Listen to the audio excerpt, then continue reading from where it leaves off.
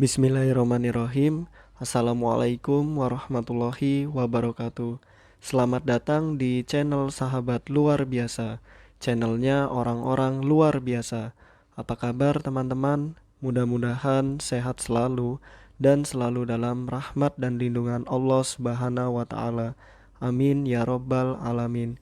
Bagi teman-teman yang baru menemukan channel ini, agar tidak ketinggalan informasi yang insya Allah menarik dan bermanfaat, jika berkenan silahkan like, komen, dan bagikan video ini, serta subscribe dan nyalakan tombol notifikasinya. Syukron jazakumullah khairan. Alhamdulillahillazi bini'matihi tatimus solihat. Segala puji hanya milik Allah, yang dengan segala nikmatnya segala kebaikan menjadi sempurna. Salawat serta salam semoga tercurah limpahkan kepada Nabi Muhammad sallallahu alaihi wasallam serta istri-istri beliau, saudara-saudara beliau, tabi'in, tabi'ut tabi'in, dan bagi kita yang insya Allah setia dan istiqomah mengikuti sunnahnya sampai akhir hayat. Amin ya robbal alamin. Rabbi syrohli sodri wa yasirli amri wahlul uqdatam min lisani yafqahu qawli.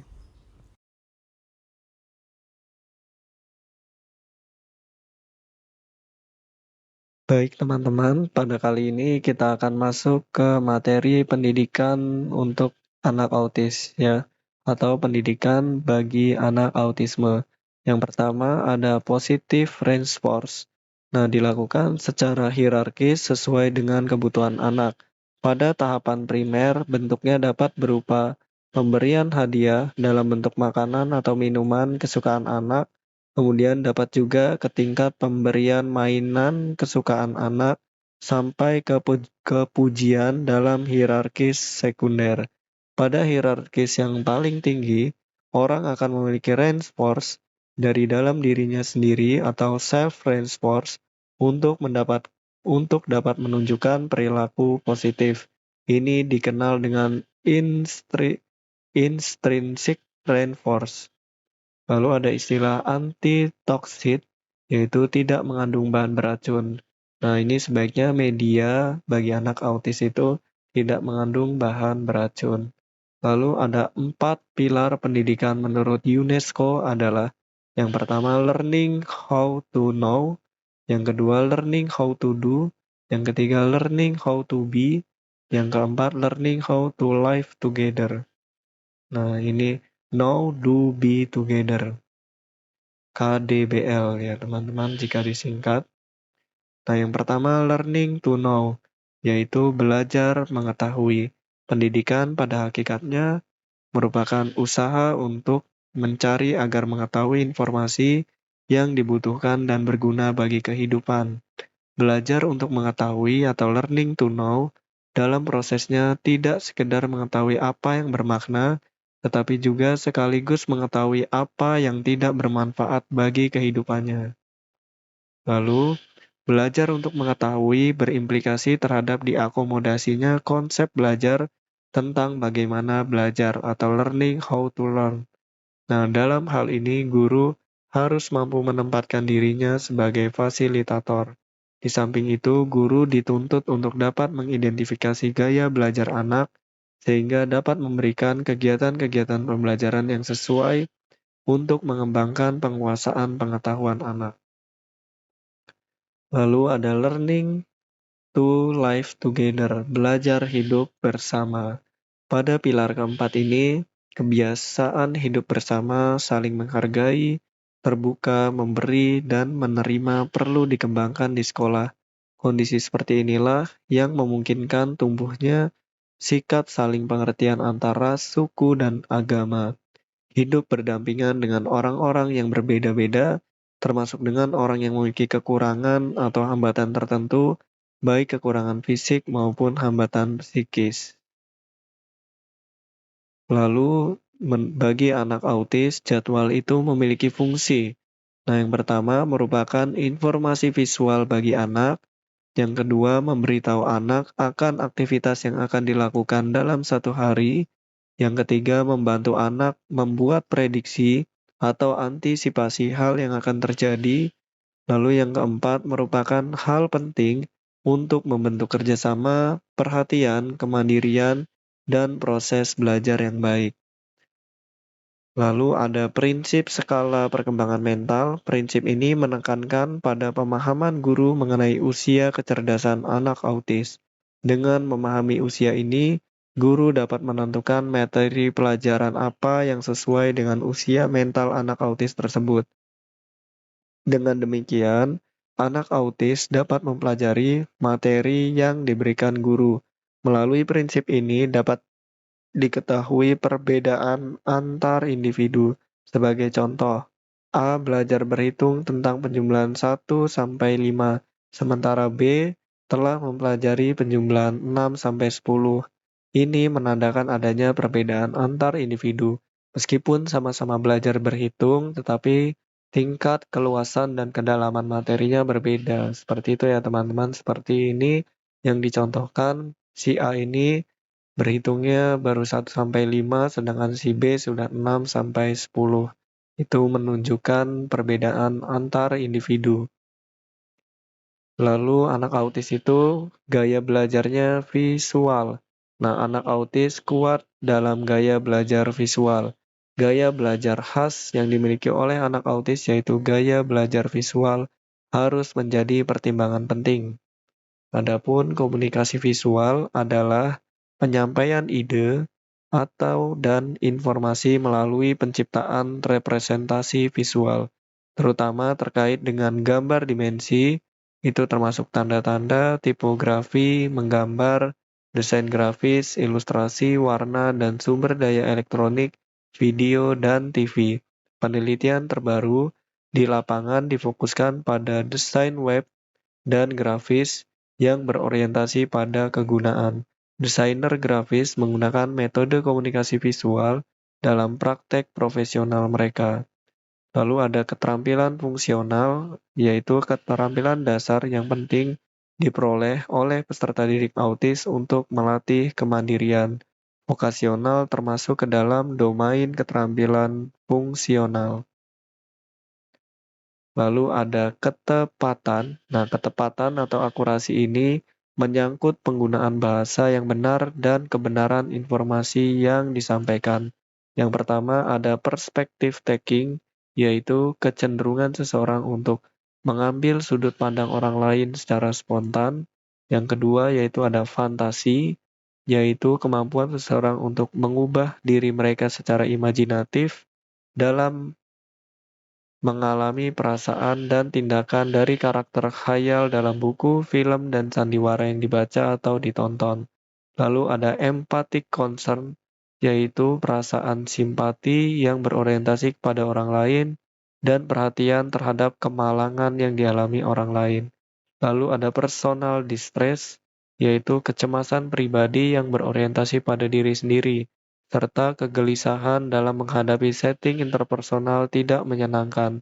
Personal distress bisa disebut empati negatif atau negatif empatik.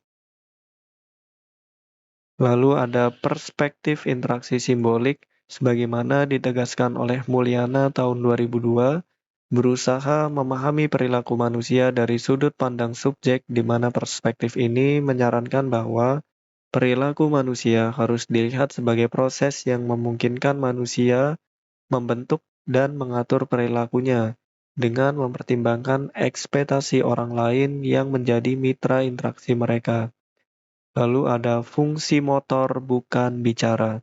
Nah, fungsi motor bukan bicara meliputi posisi tubuh dan cara berjalan, koordinasi gerakan motorik kasar dan halus, koordinasi gerakan mulut, posisi mulut, air liur menetes terus, menelan, mengunyah, struktur mulut, simetris. Lalu fungsi komunikasi menyetujui. Memiliki fungsi yang dapat menghasilkan efek berupa tindakan verbal, yakni jawaban iya atau tidak. Lalu, fungsi komunikasi mengungkapkan memiliki 3 modus. Yang pertama, mengungkapkan dengan modus menjawab salam. Yang kedua, mengungkapkan dengan modus mengekspresikan pujian. Dan yang ketiga, mengungkapkan dengan modus memberi ucapan terima kasih. Penjelasannya, ketiga modus tersebut memiliki persamaan fungsi, yaitu mengutarakan sikap psikologis komunikator kepada komunikan. Namun, fungsi tersebut disampaikan dengan tujuan atau modus yang berbeda. Adapun komunikasi nonverbal menjelaskan proses penyampaian arti dalam bentuk pesan yang bukan berupa kata-kata, melainkan melalui misalnya isyarat, bahasa tubuh atau postur, ekspresi wajah, dan kontak mata, objek komunikasi seperti pakaian, gaya rambut, arsitektur, dan sebagainya. Komunikasi nonverbal juga dapat disebut sebagai bahasa diam dan seringkali memainkan peran penting dalam kehidupan sehari-hari manusia, misalnya dalam hubungan kerja dan juga untuk romantisme. Lalu ada layanan komunikasi. Salah satu kesulitan yang dimiliki oleh anak autism adalah komunikasi, karena mengalami gangguan dalam berbahasa verbal dan nonverbal, padahal berbahasa merupakan media utama dalam komunikasi. Mereka sering kesulitan untuk mengkomunikasikan keinginannya, baik secara verbal, lisan atau bicara, maupun nonverbal, isyarat, gerak tubuh, atau tulisan. Dengan demikian, anak autis membutuhkan layanan dalam bidang komunikasi. Lalu ada layanan sosialisasi. Nah, ini berangkat dari kebutuhannya ya teman-teman. Nah, jadi ada interaksi, sosialisasi, komunikasi. Nah, ini keterampilan sosial adalah kemampuan seseorang individu untuk bekerja sama, melakukan interaksi dengan lingkungannya. Kemampuan sosialisasi anak autis perlu diberikan layanan mengingat anak autis memiliki hambatan dalam interaksi sosial. Lalu ada layanan emosi. Anak autisme memiliki emosi yang labil, mudah marah, takut yang tidak rasional, tertawa berlebihan. Anak autis memiliki perasaan yang peka, namun juga tidak menunjukkan empati sama sekali. Oleh karena itu, anak autis membutuhkan layanan terkait dengan emosinya. Lalu ada layanan sensorik. Nah, sensorik motor berarti kemampuan untuk mengolah dan mengartikan seluruh rangsangan sensori yang diterima dari tubuh maupun lingkungan, kemudian menghasilkan respon yang terarah.